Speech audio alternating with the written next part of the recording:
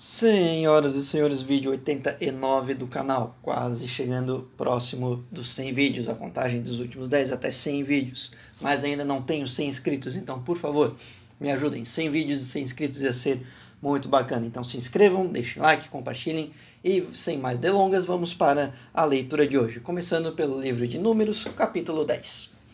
Disse mais o Senhor a Moisés: faze-te 2 trombetas de prata, de obra batida as farás, e elas te servirão para convocares a congregação e para ordenares a partida dos arraiais. Quando se tocarem as trombetas, toda a congregação se ajuntará a ti à porta da tenda da revelação. Mas quando se tocar uma só, a ti se congregarão os príncipes, os cabeças dos milhares de Israel. Quando se tocar retinindo, partirão os arraiais que estão acampados da banda do Oriente. Mas quando se tocar retinindo pela segunda vez, partirão os arraiais que estão acampados da banda sul.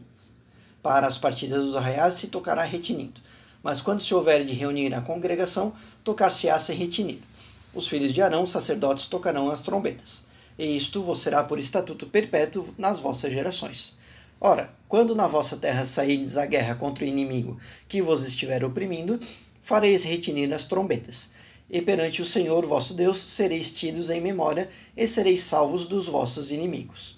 Semelhantemente, no dia da vossa alegria, nas vossas festas fixas, e nos princípios dos vossos meses, tocareis as trombetas sobre os vossos holocaustos, e sobre os sacrifícios de vossas ofertas pacíficas, e eles vos serão por memorial perante vosso Deus. Eu sou o Senhor vosso Deus. Ora, aconteceu no 2º ano, no 2º mês, aos 20 do mês, que a nuvem se alçou sobre o tabernáculo da congregação. Partiram, pois, os filhos de Israel do deserto de Sinai para as suas jornadas, e a nuvem parou no deserto de Parã. Assim iniciaram a primeira caminhada à ordem do Senhor por intermédio de Moisés. Partiu primeiramente o estandarte do arraial dos filhos de Judá, segundo seus exércitos. Sobre o seu exército estava Nazon, filho de Aminadab. Sobre o exército da tribo dos filhos de Sacar, Netanel, filho de Zoar. E sobre o exército da tribo dos filhos de Zebulon, Eliabe, filho de Elon. Então o tabernáculo foi desarmado, e os filhos de Gerson e os filhos de Merari partiram, levando o tabernáculo. Depois partiu o estandarte do arraial de Ruben, segundo os seus exércitos. Sobre o seu exército estava Elisur, filho de Sedeur. Sobre o exército da tribo dos filhos de Simeão, Selumiel, filho de Zurizadai.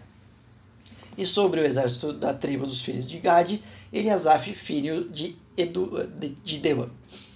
Então partiram os coatitas, levando o santuário, e os outros erigiram o tabernáculo enquanto estes vinham. Depois partiu o estandarte do arraial dos filhos de Efraim, segundo os seus exércitos. Sobre o seu exército estava Elisama, filho de Amiúde. Sobre o exército da tribo dos filhos de Manassés, Gamaliel, filho de Pedazur. E sobre o exército da tribo dos filhos de Benjamim, Abidã, filho de Gideone. Então partiu o estandarte do arraial dos filhos de Dan, que era a retaguarda de todos os arraiais, segundo os seus exércitos. Sobre o seu exército estava Aiezer, filho de Amidzadai. Sobre o exército da tribo dos filhos de Aser, Pagiel, filho de Ocrã. E sobre o exército das tribos dos filhos de Naphtali, Airá, filho de Enã. Tal era a ordem de partida dos filhos de Israel, segundo os seus exércitos, quanto partiam. Disse então Moisés a Obabe, filho de Reuel, o midianita, sogro de Moisés: nós caminhamos para aquele lugar de que o Senhor disse: vou-lo darei. Vai conosco, te faremos bem, porque o Senhor falou bem acerca de Israel. Respondeu ele: não irei, antes irei à minha terra e à minha parentela. Tomou-lhe Moisés: ora, não deixeis porquanto sabes onde devamos acampar no deserto. De olhos nos servirás. Se, pois, vieres conosco o bem que o Senhor nos fizer, também nós faremos a ti. Assim partiram do monte do Senhor, caminho de 3 dias. E a arca do pacto do Senhor ia adiante deles, para lhes buscar lugar de descanso. E a nuvem do Senhor ia sobre eles de dia, quando partiam do arraial. Quando, pois, a arca partia, dizia Moisés: levanta-te, Senhor, e dissipados sejam os teus inimigos, e fujam diante de ti os que te odeiam. E quando ela pousava, diziam: volta, ó Senhor, para os muitos milhares de Israel.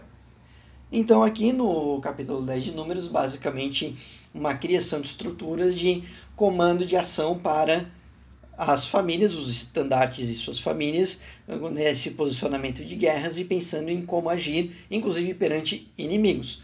Todo um posicionamento com um cunho, com um fim militar nesses capítulos que estamos vendo aqui do livro de Números. Vamos ver aonde isso vai chegar, ok? Então, vamos para Números, capítulo 11.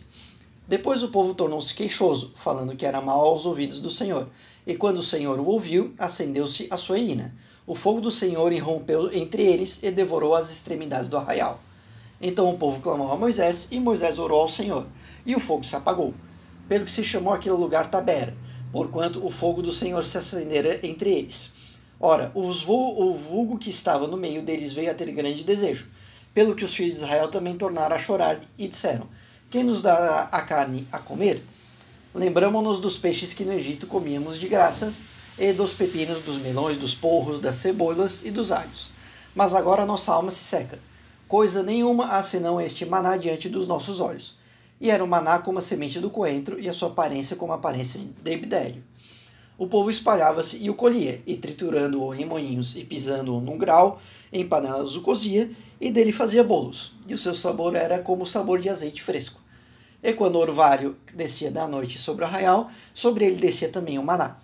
Então Moisés ouviu chorar o povo, todas as suas famílias, cada qual à porta da sua tenda. E a ira do Senhor grandemente se acendeu, e aquilo pareceu mal aos olhos de Moisés. Disse, pois, Moisés ao Senhor: por que fizeste mal a teu servo, e por que não achei graça aos teus olhos? Pois que puseste sobre mim o peso de todo este povo? Concebi eu porventura todo este povo? Dei-o eu à luz para que me dissesses: levo-o ao teu colo, como a ama leva as crianças de peito, para a terra que com juramento prometeste a teus pais? De onde teria eu carne para dar a todo este povo? Porquanto choram diante de mim, dizendo: dá-nos carne a comer. Eu só não posso levar a todo este povo, porque me é pesado demais. Se tu me has de tratar assim, mata-me, peço-te, se tenho achado graças aos teus olhos, e não me deixes ver a minha miséria. Disse então o Senhor a Moisés: ajunta-me 70 homens dos anciãos de Israel, que sabes serem os anciãos do povo e seus oficiais, e os trarás perante a tenda da revelação, para que estejam ali contigo. Então descerei ali e falarei contigo, e trarei do Espírito que está sobre ti, e o porei sobre eles. E contigo levarão eles o peso do povo, para que tu não o leves só. E dirás ao povo: santificai-vos para amanhã, e comereis carne, porquanto choraste aos ouvidos do Senhor, dizendo: quem nos dará a carne a comer? Pois bem nos ia no Egito. Pelo que o Senhor vos dará a carne, e comereis. Não comereis 1 dia, nem 2 dias, nem 5 dias, nem 10 dias, nem 20 dias, mas 1 mês inteiro, até vos sair pelas narinas, até que vos torne coisa nojenta. Porquanto rejeitastes ao Senhor, que está no meio de vós, e chorastes diante dele, dizendo: por que saímos do Egito? Respondeu Moisés: 600.000 homens de pé é este povo no meio do qual estou. Todavia tu tens dito: dar-lhes-ei carne, e comerão 1 mês inteiro. Matar-se-ão para eles rebanho e gado que lhes bastem? Ou ajuntar-se-ão para eles todos os peixes do mar que lhes bastem? Pelo que replicou o Senhor a Moisés: porventura tem-se encurtado a mão do Senhor? Agora mesmo verás se a minha palavra se há de cumprir ou não. Saiu, pois, Moisés, e relatou ao povo as palavras do Senhor. E ajuntou 70 homens dentre os anciãos do povo, e os colocou ao redor da tenda. Então o Senhor desceu. Na nuvem ele falou. E, tirando do Espírito que estava sobre ele, pô-lo sobre aqueles 70 anciãos. E aconteceu que, quando o Espírito repousou sobre eles, profetizaram, mas nunca mais o fizeram. Mas no arraial ficaram 2 homens. Chamava-se um Eudade e o outro Medade. E repousou sobre eles o Espírito, porquanto estavam entre os inscritos, ainda que não saíram para irem à tenda. E profetizavam no arraial. Correu, pois, um moço, e tenho dado os levitas Arão e a Meldade, e Arão e a Eudade e Medade profetizaram no arraial. Então Josué, filho de Num, servidor de Moisés, um dos seus mancebos escolhidos, respondeu e disse: meu senhor, proíbe-lhe. Moisés, porém, lhe disse: tu tens ciúme por mim? Oxalá que do povo do Senhor todos fossem profetas, que o Senhor pusesse o seu espírito sobre eles. Depois Moisés se recolheu ao arraial, ele e os anciãos de Israel. Soprou então um vento da parte do Senhor e, do lado do mar, trouxe codornizes que deixou cair junto ao arraial, quase um caminho de um dia, e de outro, a roda do arraial, cerca de 2 côvados da terra. Então o povo, levantando-se, colheu as codornizes por todo aquele dia e toda aquela noite, e por todo o dia seguinte. O que colheu menos, colheu 10 homens, e as estenderam para si ao redor do arraial. Quando a carne ainda estava entre os seus homens, Quando a carne ainda estava entre os seus dentes, antes que fosse mastigada, acendeu-se a ira do Senhor contra o povo e feriu o Senhor ao povo com uma praga muito grande. Pelo que se chamou aquele lugar Quibrote Atavá, porquanto ali enterraram o povo que tivera o desejo. De Quibrote Atavá partiu o povo para Azerote, e demorou-se em Azerote.